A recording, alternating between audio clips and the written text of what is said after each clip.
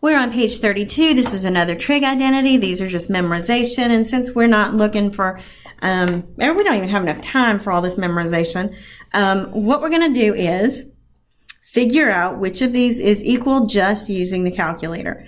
So the first thing that it's asking for is the tangent of 2 theta. What I do is I choose a theta that is just some weird number, but I do make sure I'm in degrees if I'm going to use like whole numbers instead of things in terms of pi, radians.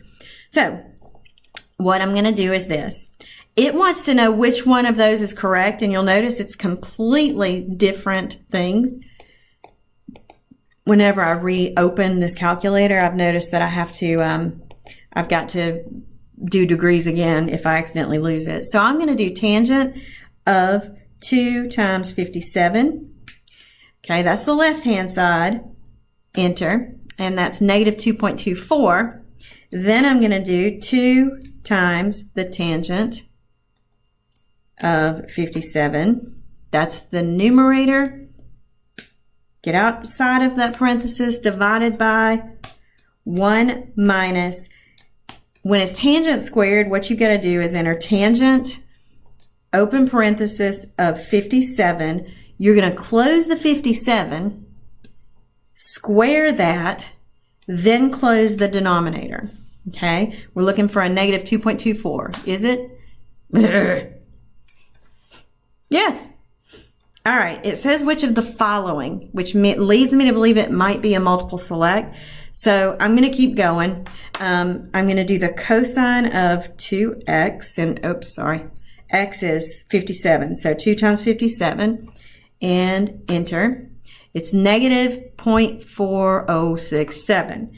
And then I'm going to do, I was going to say, you might know that sine squared minus cosine squared is equal to something in particular, but we're just going to play it as normal. When you're squaring a sine or a cosine, you have to open a parenthesis, do sine of open parenthesis 57.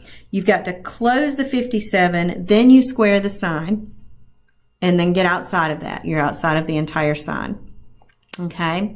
And then you do minus open parenthesis because it's squared. Cosine of open parenthesis 57.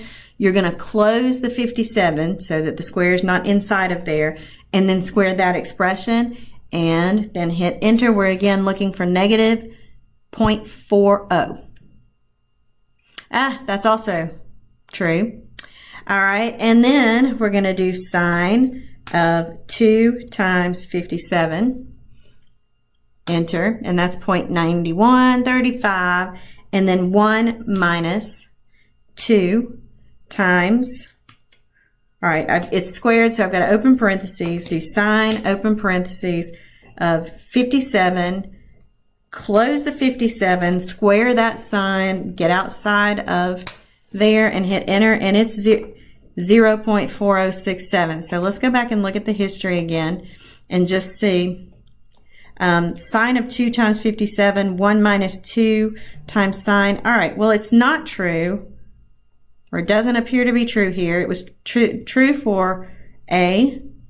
It was true for, oh, wait, it wasn't true for B because one was negative, one was positive. And it wasn't true for C. Okay, so it's not all of the above, which means, and you gotta, that history is real important when you're doing problems like this, because I just caught an error that I would have made. I would have said that B is true. So the answer is just A.